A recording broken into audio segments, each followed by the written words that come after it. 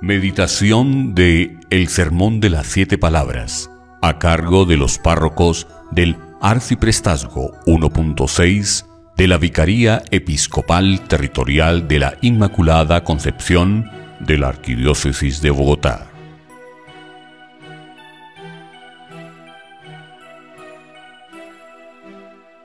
Hoy, desde la Cátedra de la Cruz, el Señor nos habla a todos.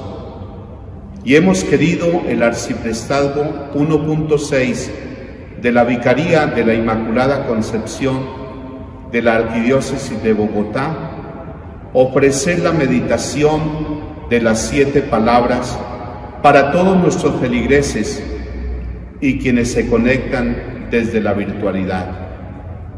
El propósito es invitarlos a la reflexión, a que este Viernes Santo subamos al Gólgota de nuestra vida para mirar al que levantaron en la cruz, a Jesús, al hombre que pasó haciendo el bien. Miren al Hijo de Dios sucio, roto, crucificado por nosotros. Los invito a que abracemos la cruz de Cristo. ¿Pero de qué manera? En primer lugar, cumpliendo nuestra misión en el amor. En segundo lugar, abandonándonos en la voluntad de Dios. Pero para que esto sea una realidad en nuestra vida, se nos pide sacrificio y desprendimiento. Los invito también para que nos gloriemos en la cruz de Jesús y hagamos más llevadera nuestra existencia, siempre acompañada esta de tropiezos, cargada de problemas, de angustias, de sufrimientos. Finalmente los invito a contemplar en esta cátedra de la cruz 3 posibles escenarios o actitudes que nosotros podríamos contemplar frente a Jesús crucificado. Un primer escenario podría ser esto: los que están cerca de la cruz, pero lejos del crucificado. Personas que están sufriendo, pero sin esperanza, resentidas, dolidas. Saben que están invadidas de problemas, pero no los ofrecen a Jesús. Un segundo escenario podría ser los que están lejos de la cruz, pero tan cerca del crucificado. ¿Cuántos muchos tan cerca que rezan, que cumplen con sus deberes de cristianos, pero no vibran, no viven su vida con sabor a evangelio? Son los cristianos de cafetería. Y el tercer escenario sería este: los que están cerca de la cruz, pero también están cerca del crucificado, como la Santísima Virgen María y como el discípulo amado Juan. Así lo constata la tercera palabra ahí en la cruz. Debería ser entonces este el escenario ideal de todo cristiano. ¿Cuántos con la cruz abrazando el amor de Dios? Hermanos y hermanas, la cruz es esperanza. Con oídos de discípulos, escuchemos el mensaje que nos trae el Sermón de las 7 Palabras. Primera palabra. Padre, perdónalos porque no saben lo que hacen. Presbítero Adolfo Jacob Villamil González, párroco de la Transfiguración. Padre, perdónalos porque no saben lo que hacen. Lucas 23, 24. Perdón es una palabra muy profunda, pero no muchas veces practicada. Pocas veces pensamos en ella.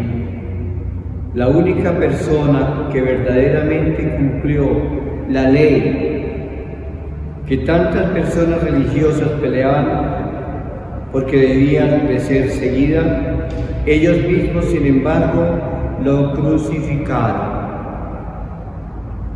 Perdón que Cristo no tenía nada personal para recibirlo y que nosotros, yo, ustedes que me escuchan tantas veces, tenemos que decirlo.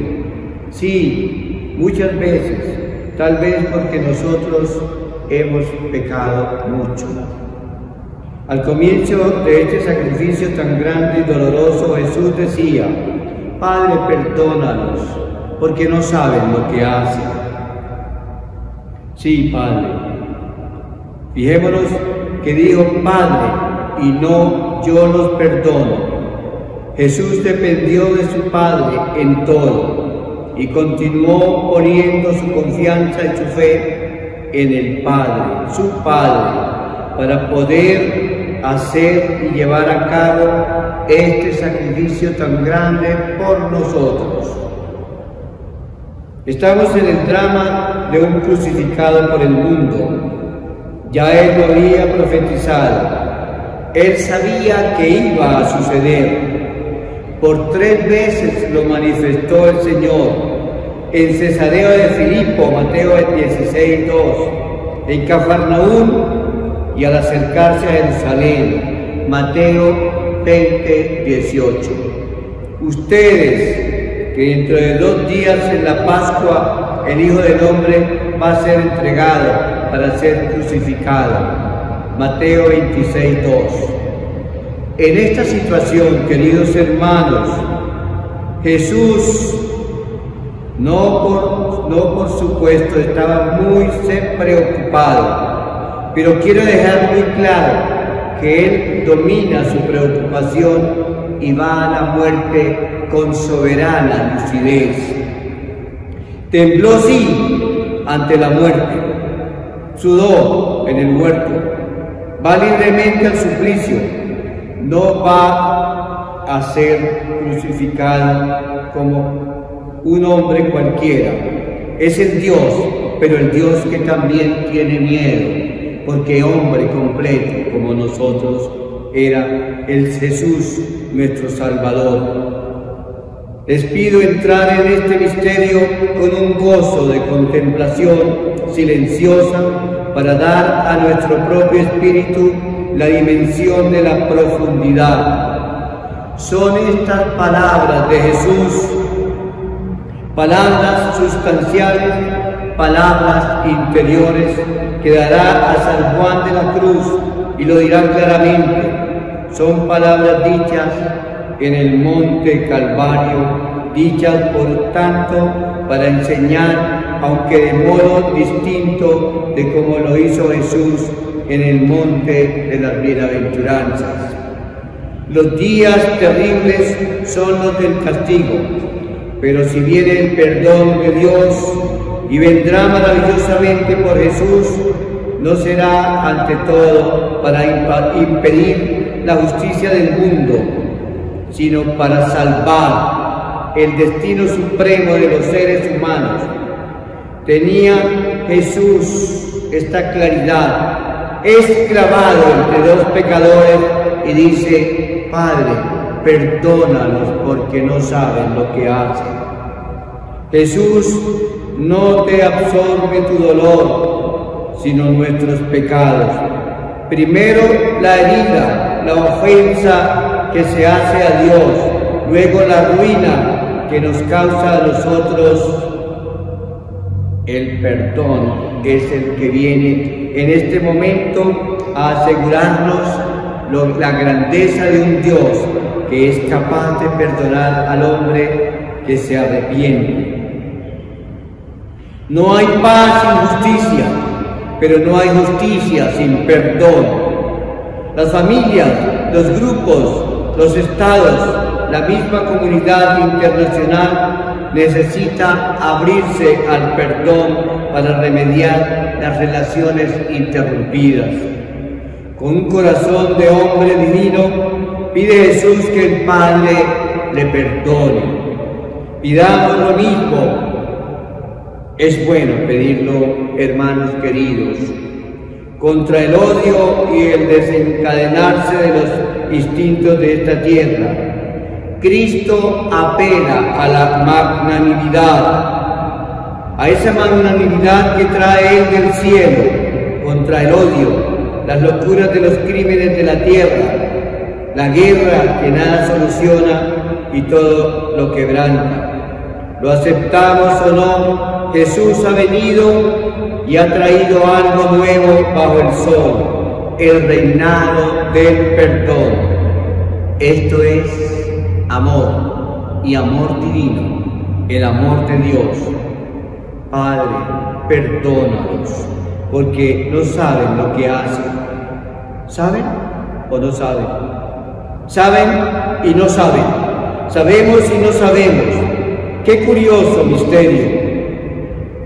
Que San Pablo dice, porque si hubieran conocido los príncipes de este mundo la gloria de Dios, no hubieran crucificado al Señor de la historia. Estamos pues, hermanos queridos, ante el drama de un crucificado por el mundo. Ya Él lo había profetizado. Hoy, hermanos queridos, estamos viviendo este acontecimiento nosotros, con la ayuda del Señor, para aprender a perdonar y a perdonar con el perdón divino que solo cabe en el corazón de un verdadero cristiano. Venimos a esta Semana Santa con un corazón contrito porque nos ha perdonado primero el Señor y ahora también lo aprendemos del mismo crucificado, del Señor en la cruz, para perdonar a los demás. Que Dios nos bendiga.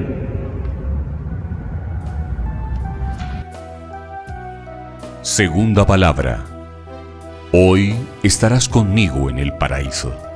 Presbítero Isaías Hernán Márquez Molina. Párroco Beato José Alamano. Recordemos algunas palabras del Evangelio que acabamos de escuchar. Este no ha hecho nada malo. Jesús, acuérdate de mí cuando estés en tu reino. Yo te lo aseguro, hoy estarás conmigo en el paraíso.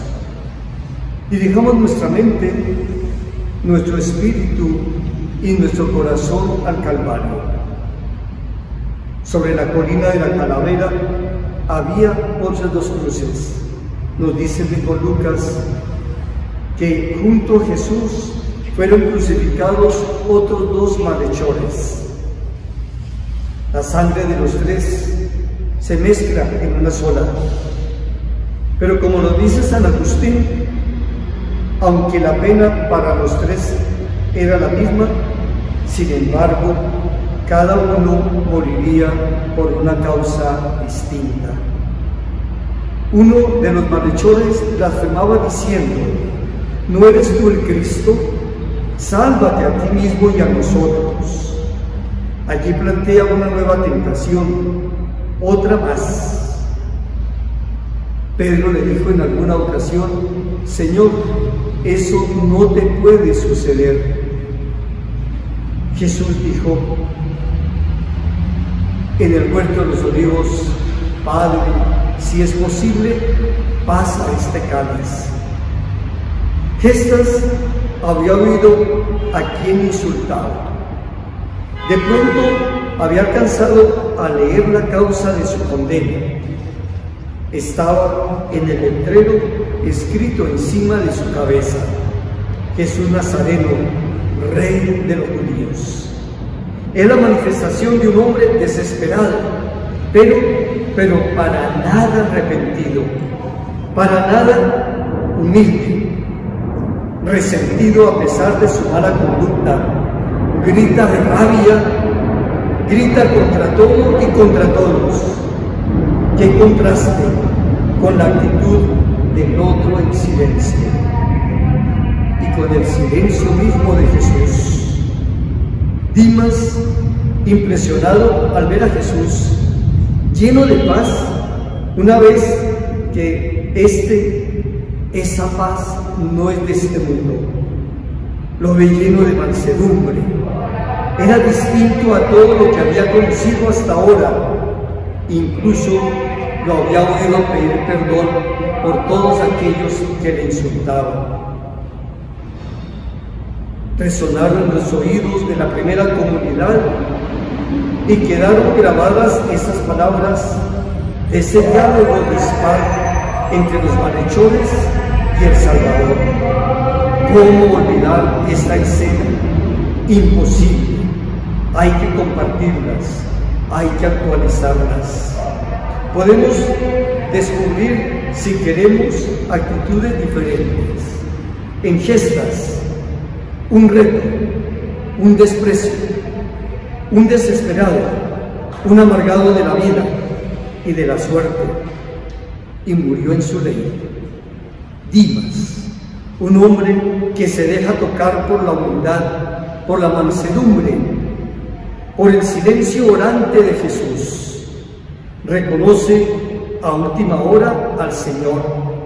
Este no ha hecho nada. Expresa una alabanza llena de profunda verdad y se atreve a elevar su humilde oración llena de esperanza. Acuérdate de mí. Qué petición tan diferente de perdón. Acuérdate de mí. ¿Por qué no decirte al mismo tiempo, acuérdate de nosotros, de tu iglesia, de esta iglesia del siglo XXI, de esta comunidad del 2021? Necesitamos reconocer al Jesús suplicante ante el Padre. Necesitamos reconocer al Jesús que nos llama, venid a mí. Necesitamos reconocer al Jesús que nos ofrece su perdón y así, una vez más y otra vez más por todas, nos muestra y nos demuestra su amor. Lleguemos como Dimas ante ese buen Jesús con nuestra súplica humilde y confiada. Acuérdate. Súplica que nos abre por la misericordia de Dios las puertas de su reino. Es necesario no perder de vista hacia dónde nos dirigimos y hacia dónde nos dirige el Señor. Conviértanse, porque el reino de Dios está cerca. ¿Quién se podría imaginar que estaba en la cruz en ese momento? Continúa la oración de Dimas. Cuando llegues a tu reino, acuérdate. ¿Cómo pudo saber Dimas que en ese momento, en la cruz, con su muerte, con su resurrección, Jesús nos conduce a su reino? Gran momento, gran oración, gran seguridad y confianza. Involucrémonos en esa plegaria fervorosa y sincera. ¿Por qué dudar? ¿Por qué no creerle al Señor que nos llama al destino final, a la meta de su sacrificio? Digamos en este contexto del Calvario esta afirmación: si para esto he venido. Resuene en nuestro corazón sus palabras. No le hagamos perder a Jesús el fruto de su sacrificio, de su amor, de su esperanza, de su humilde obediencia. Dios quiere que todos se salven. Un tercer momento, Jesús, en medio de los atroces dolores, en medio de su angustia humana y divina, en su corazón misericordioso y desde sus propias entrañas, surge la profunda y verdadera promesa: hoy estarás conmigo. Hoy, no mañana, ni el año entrante, ni pasado mañana, ni dentro de 3 días.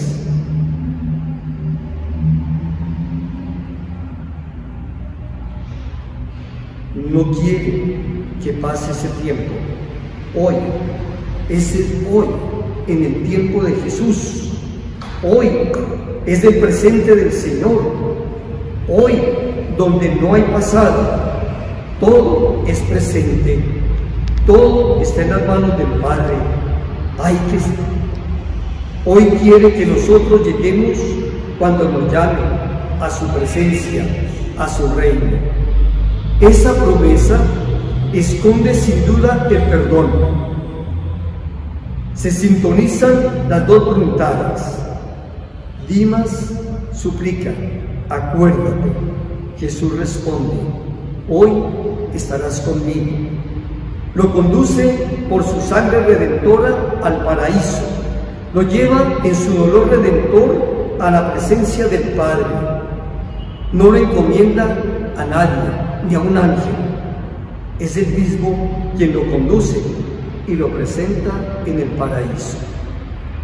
Hoy nos permite el Señor encontrarnos con nosotros mismos, cada uno desde su corazón pecador, cada uno como hijo de Dios, imagen y semejanza suya, con su corazón agobiado por culpa del pecado, con un corazón arrepentido, cuando nos toque a nosotros nuestro hoy, cuando nos toque a nosotros ahora, para escuchar en el susurro de la muerte, acuérdate de mí. Y con los ojos, los oídos del alma y del corazón de hijos escucharme, estarás conmigo en el paraíso.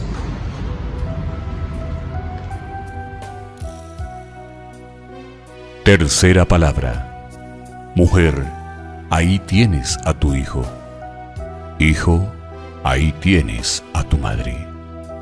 Presbítero Óscar Enrique Lozano Sandoval, párroco de los 12 Apóstoles. El Señor esté con ustedes. Les anuncio el Santo Evangelio según San Juan. Junto a la cruz de Jesús estaban su madre, la hermana de su madre, María, la mujer de Cleofás, y María Magdalena.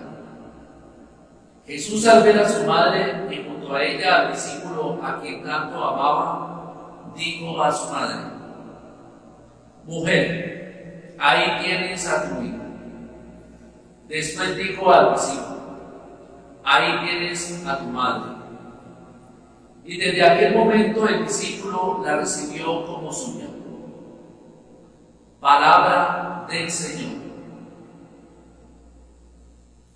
Hermanos, al lado de Jesús sufriente por las heridas de los clavos y los golpes recibidos, elevado en la cruz sobre el monte Calvario, no solamente estaban los 4 soldados.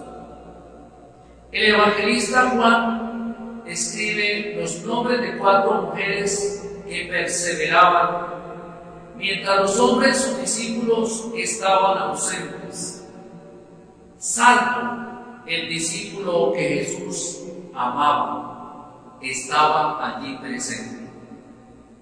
No se menciona el nombre de María ni al discípulo, sino que los identifica por su característica más relevante: su madre y el discípulo a quien amaba.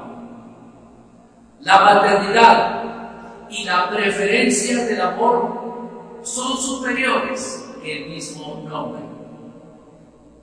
El centurión romano había permitido acercarse al crucificado agonizante por parte de los más íntimos de su familia. Se considera que las 4 mujeres son la imagen del mundo que acogió a Jesús. A cuantos recibieron su palabra, a todos aquellos que creen en su nombre, les dio poder para ser hijos de Dios. Juan 1:12. Es muy diciente que las mujeres estén allí presentes porque muestran y simbolizan la capacidad de detallar lo que posee el ser humano para abrirse al misterio seductor de Dios desde el lado femenino, ya que la zona masculina es menos sensible para interiorizar la sabiduría que Jesús nos ha revelado. Pero también allí hay un hombre que ha perseverado hasta llegar al sitio de la cruz. el discípulo que Jesús amaba. Este hombre joven ha sido transformado lentamente por el amor de Dios, la predicación de Jesús y participar de los momentos más hermosos en la vida de Jesús. Y no podía evadir el momento de la plenitud y entrega total del amor de su Maestro. Este hombre es para nosotros el testigo ocular y obediente de la elevación de Jesús en la cruz, para saber leer e interpretar la sabiduría y las acciones de su Maestro. A través de su testimonio, Jesús se hace presente a los hombres para mostrar el amor por toda la humanidad. ¿Por qué Jesús llama a María mujer en lugar de madre? Probablemente esté relacionado con la mujer de Génesis 3:15, que aplastará la cabeza de la serpiente, o posiblemente con la mujer misteriosa ligada al destino del pueblo de Dios. María se le ha llamado con suficiente razón la nueva Eva y la hija de Sión, pero ahora, junto al Calvario, representa la figura de la Iglesia, que nace del costado abierto de Jesús y por tanto se convierte en la madre de todos los que crean en la venida de su Hijo. Todos los biblistas están de acuerdo que esta escena en la que Jesús entrega a su madre al discípulo amado para que éste la reciba en su casa y entrega a María al discípulo como hijo, tiene un fuerte contenido simbólico que Jesús quiere ofrecer un consuelo a su madre. Y aunque está bien acompañada, sufría ahora todas las angustias predichas por el anciano Simeón cuando presentó al niño en el templo hace 33 años. Jesús sintió en su interior la angustia de su madre, quiso consolarla con un alivio entrañable para el resto de su vida. La escena recoge la solicitud filial de Jesús en favor de su madre, asegurando para ella una subsistencia digna y hogareña, ya que la mujer en Palestina, cuando quedaba viuda, quedaba abandonada a su suerte, y peor, cuando es madre de un crucificado. En todos nuestros hogares siempre hay una mujer. No importa ahora el nombre, sino su feminidad, su belleza interior, su capacidad de entrega, de servicio, de estética, honestidad, espiritualidad, amor, generosidad, laboriosidad, sabiduría, ternura, dedicación, alegría, caridad, orden, fe, sacrificio y muchos detalles de la vida. Son ellas quienes están al pie de la vida de sus esposos, de sus hijos, de los empresarios, de las parroquias, del campo, la oficina, la gerencia, la gobernabilidad o la educación. Sin embargo, como María que sufrió en el Calvario, las mujeres son también mártires del acoso sexual y laboral, de actitudes discriminatorias, violentadas física y verbalmente, mal remuneradas, violadas, manipuladas, maltratadas y desconocidos sus derechos y su dignidad por una sociedad machista y hedonista. Hoy, la mujer ha venido asumiendo el estatus que le ha sido usurpado por la hegemonía masculina y se observa el carisma, el profesionalismo, la capacidad de entrega y trabajo a sus deberes de mujeres en muchas partes de la vida cotidiana, aportando sus valores y enfoque femenino. Pero también es cierto que algunas mujeres, por el apasionado mundo de equipararse al hombre, han querido perder y renunciar a lo más divino que hay en ellas, ser las generadoras de la vida humana en sus cuerpos hechos por Dios para ejercer la maternidad. Repugnan ante la ética cristiana y de la antropología humana que algunas mujeres soliciten eliminar la vida desde sus entrañas cuando ellas son quienes deben dar la vida al mundo, permitiendo el nacimiento de nuevas generaciones. No caigamos en el pecado de pretender sustituir al Creador. Somos sus criaturas, no como omnipotentes. Otras mujeres lideradas por mujeres que no poseen la feminidad orientada a la vida, sino al servicio de ideologías antivida y anticristianas, buscan manipular de las mujeres para que pierdan su valor de féminas y el valor de la vida. Hermanos, como Jesús, estamos llamados a reconocer la presencia, la vocación y misión de la mujer en el mundo de hoy.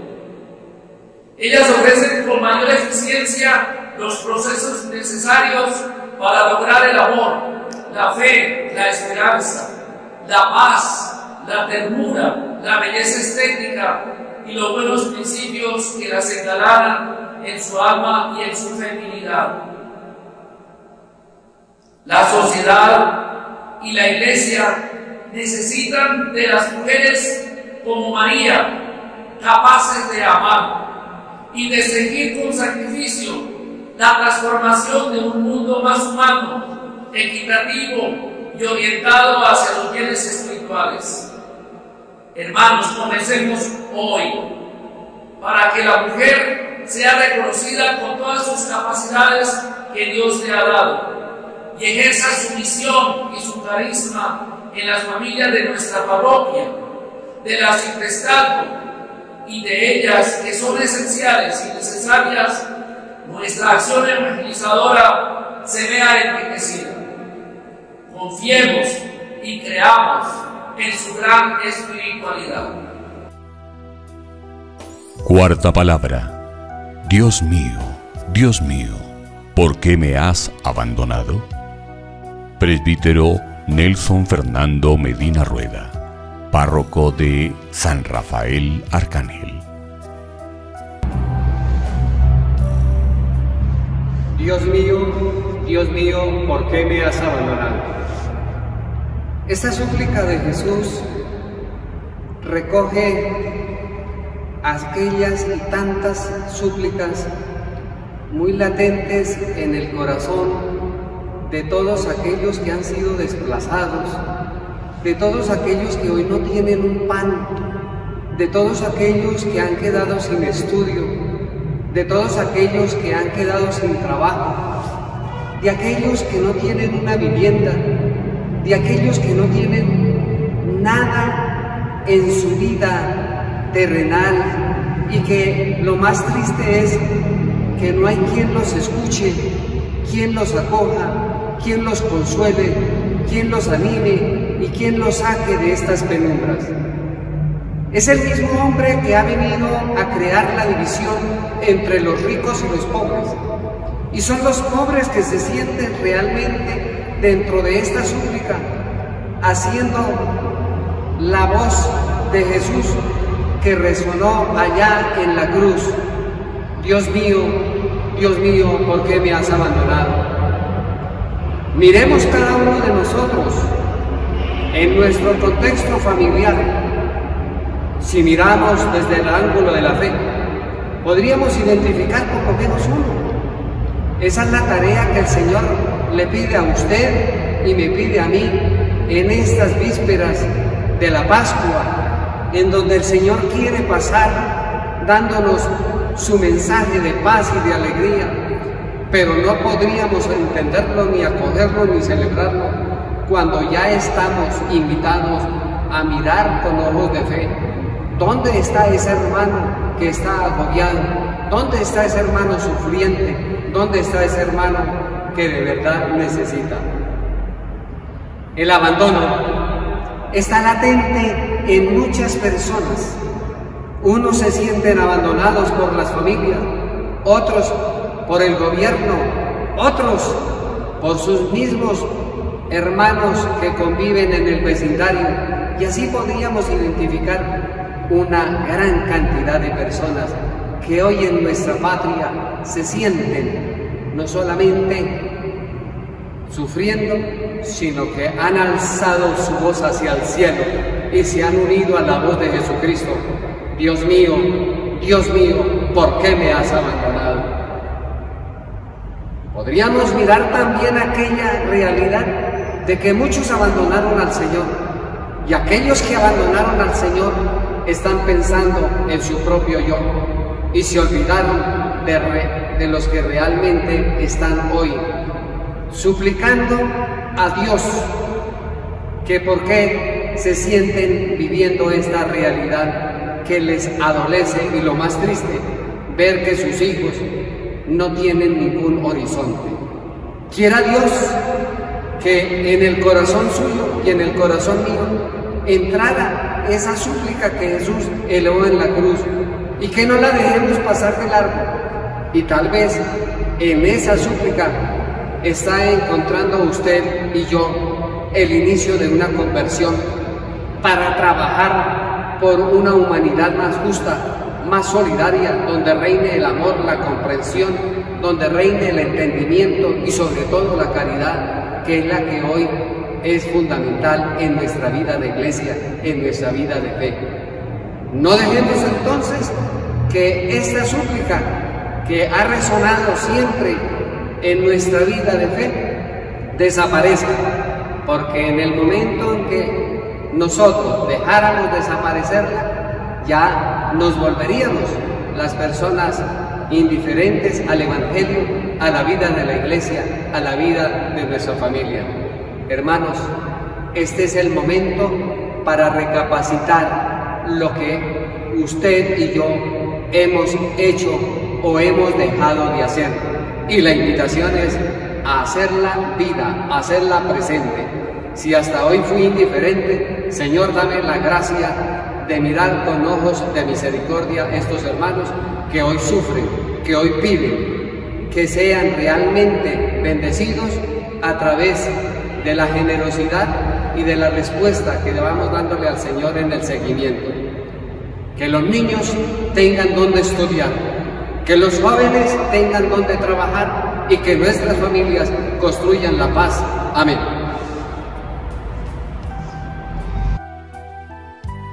Quinta palabra. Tengo sed. Presbítero Ángel María Fandiño Camaño, párroco de San Clemente Mártir.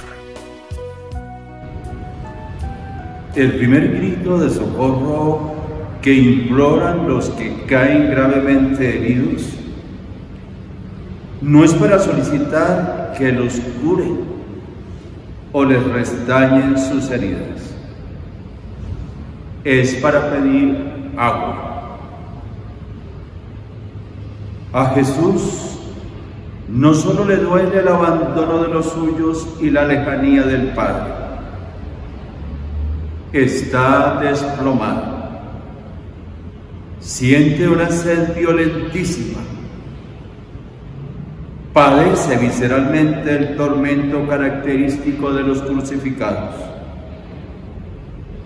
tiene la sed del que se desangra, sed de agonizante. Esta ansiedad desgarradora, esta sequía conlleva un profundo significado. Es el misterio que tienen las aguas vivas que brotan del corazón de Cristo. Esa fuente de gracia y bendición que lleva hasta la vida eterna. tienes sed, y no hay en la tierra un alma que pueda pagarla. Nadie comprendía que su ansiosa solicitud, además de ser física y material, era también sed espiritual. Siente que tiene sed de agua natural, de aquella que refresca al hombre, pero quiere calmar la sed del corazón y del amor. Esta divina fuente tiene sed de ser buscada con sed. Cristo tiene sed de cumplir la voluntad de aquel que lo envió, sed de salvación, sed de almas que ardan en la verdad, sed de justicia, sed de amor. Este grito desgarrador nos lleva a pensar en la sed devoradora que puede agitar el corazón de todo hombre. Una búsqueda de algo, una tarea, una lucha, una marcha, un avance, un alcanzar la otra orilla. Pero la exigencia de unas realizaciones plenas ha tenido en todo tiempo siempre diversidad de amenazas. La realización de una vida digna y feliz en un mundo contemporáneo como el nuestro la acechan fuerzas adversas que pugnan en el camino. El dolor, el pecado y la muerte son condiciones de la existencia humana que limitan y reducen a la nada. Experimentamos sed de Dios en medio de esta peste funesta. El temor y el temblor que sobrevino con la pandemia hace fluir un deseo incomparable de vivir, de alcanzar metas y de realizar proyectos bonitos. Pablo de Tarso dice que la esperanza no defrauda, porque el amor de Dios mora en nuestros corazones. Otras ruinas estrechan el cerco. El virus letal de la corrupción que lastima tanto la dignidad humana, que destruye la sociedad. La hoguera de las pasiones desenfrenadas de una generación tan erotizada. La letalidad de toda suerte de vicios. La violencia que revienta a tantos hombres y mujeres. El irrespeto, el culto al dinero, la libertad sin límites, el sufrimiento, la enfermedad, el desempleo, el hambre, la desnudez, el desplazamiento forzado, el llanto, el miedo, una avalancha de pérdidas invaluables, en fin, una realidad tan dura en contraposición a la vida, desatan en esta alma que tenemos esa necesidad de la compasión, de la misericordia, de ese Dios que con un amor sin límites se entraña en nuestras vidas. Así como el rebaño necesita al pastor, la sed de amor de Jesús crucificado pide el agua espiritual del cristiano, creyente, convencido. En el pozo de Jacob que relata el Evangelio, Jesús pide de beber. Estuvo sediento de la fe de la samaritana. Ignoras, hermano, que en tu pecho tienes el refrigerio que Cristo agónico y la humanidad necesitan. Nadie ha abierto los brazos como el Señor. Deja entonces que el Espíritu avive tu corazón. Cristo nunca te quita nada. Todo lo instala. Todo lo da. Señor, toma entonces nuestras vidas. Danos tu gracia y nunca más tendremos sed.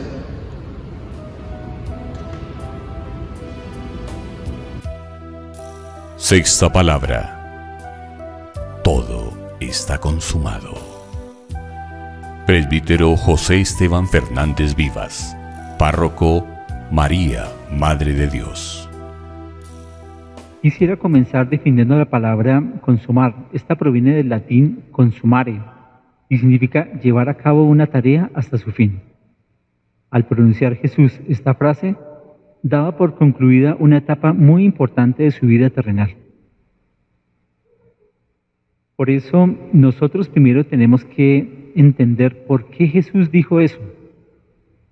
Para entenderlo hay que recordar al pueblo de Israel, hay que recordar la palabra y es saber que Dios cumplió con sus promesas, que Dios le cumplió al pueblo de Israel, que Dios se manifestó a través de su alianza y lo cumplió.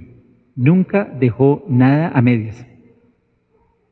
Por eso cuando llegamos al acontecimiento de la cruz, lo que vamos a comprender y entender es que el Hijo de Dios llegó a hacer el bien en medio de nosotros.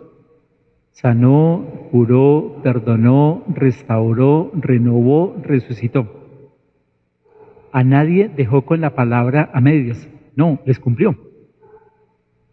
Y por eso en esta tarde nosotros al contemplar esta palabra de todo está cumplido o consumado, vamos a ver que realmente es un Jesús que se comprometió y que le cumplió.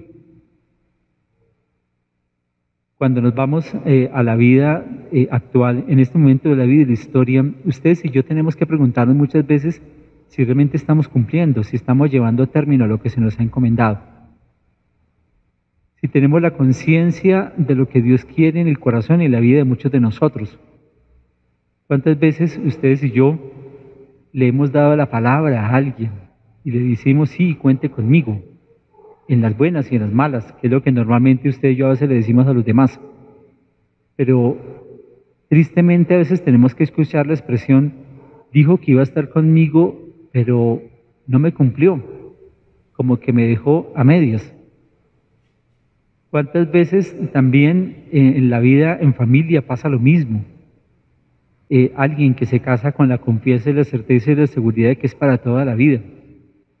Y le voy a cumplir y siempre voy a estar aquí, pero desafortunadamente ante los problemas y las dificultades de la vida, ¿qué es lo que pasa? Que no llevamos a término lo que se nos ha encomendado y lo dejamos ahí a medias.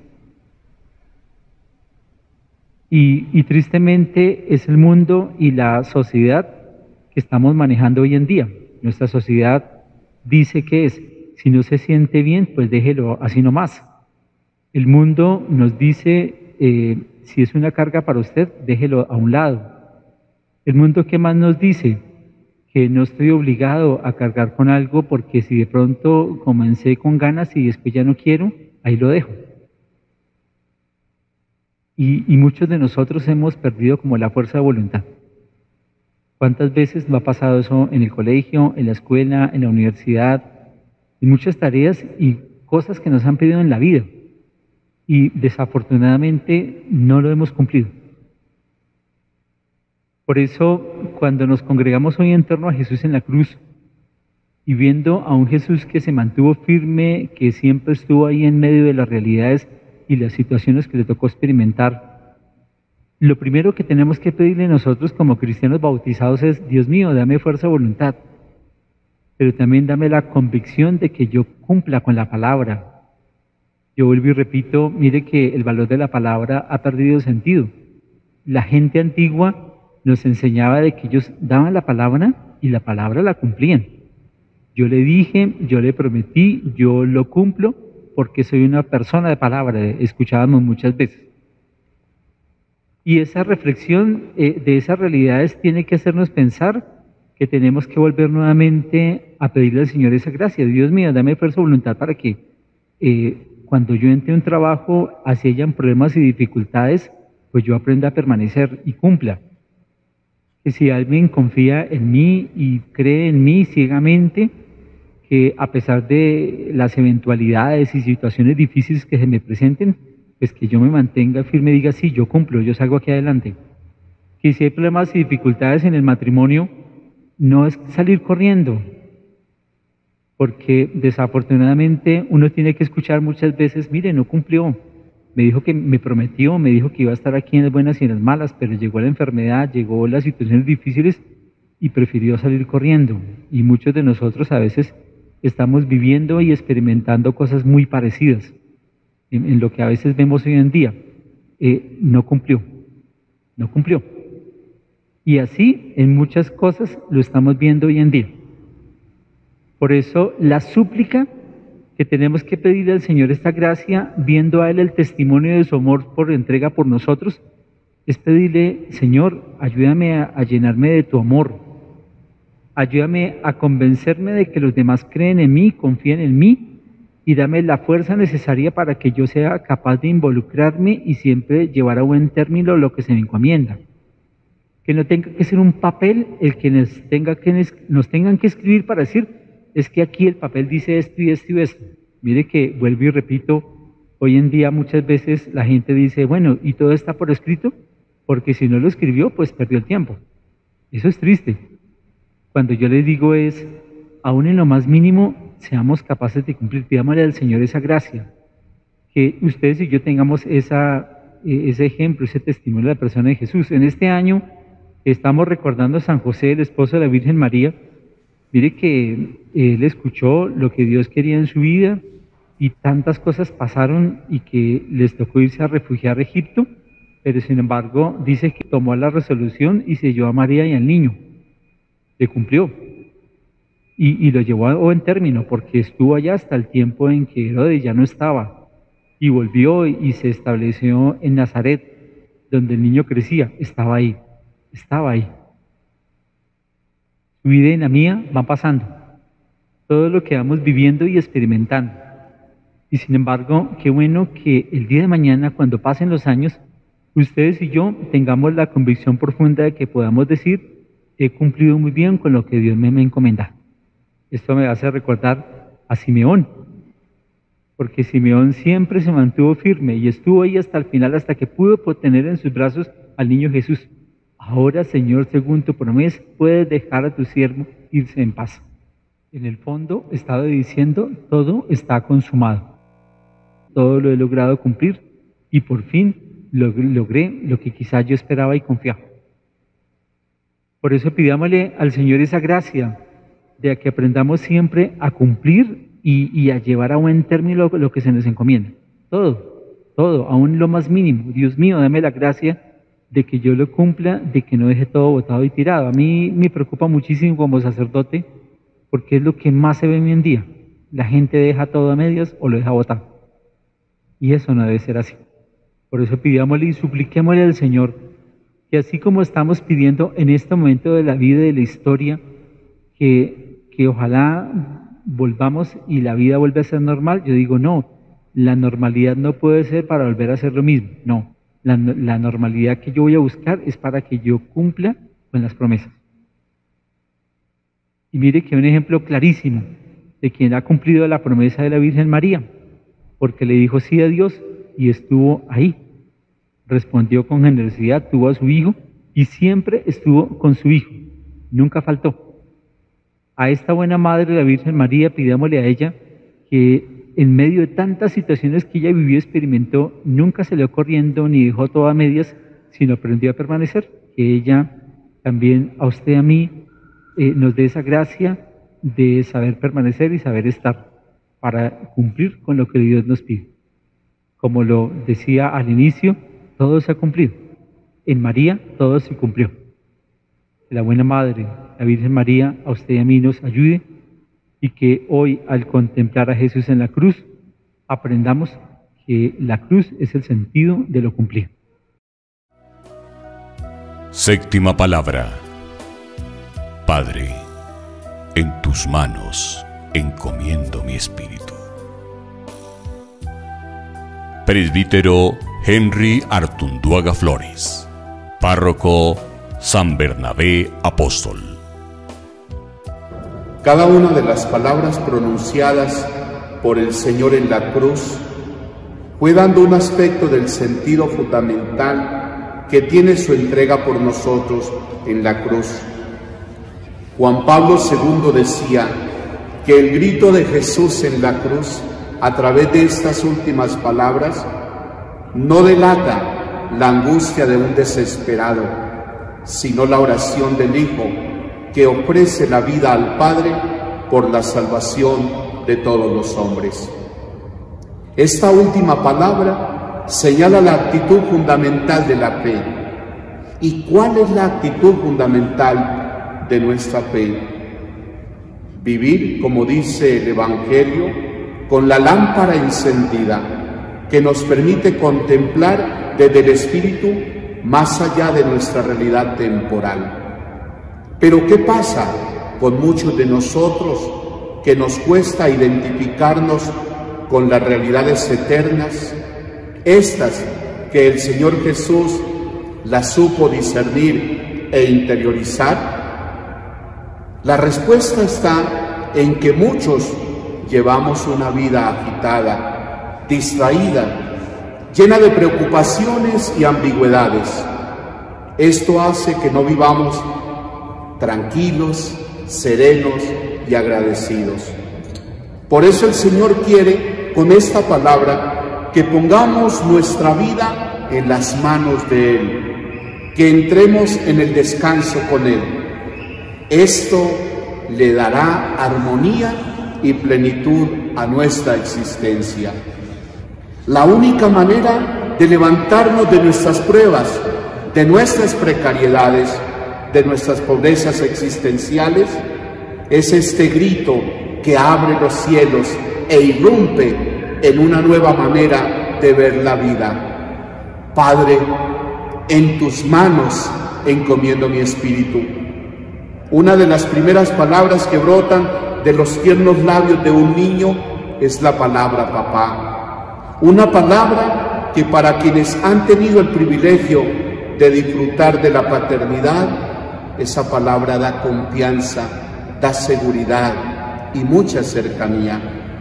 El Padre es fuente de protección y de eso nos gozamos la mayoría de nosotros, el haber tenido un Padre durante nuestro crecimiento que ejerció con gran responsabilidad su rol de papá. Nos dio la firmeza de nuestros pasos para alcanzar las metas que nos propusimos en nuestra vida.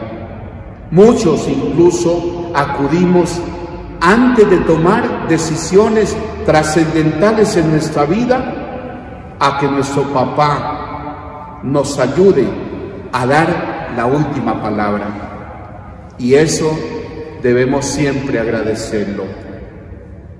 En este mismo orden de ideas, podemos decir que la confianza de Jesús al Padre fue absoluta y se hace realidad en el Padre nuestro.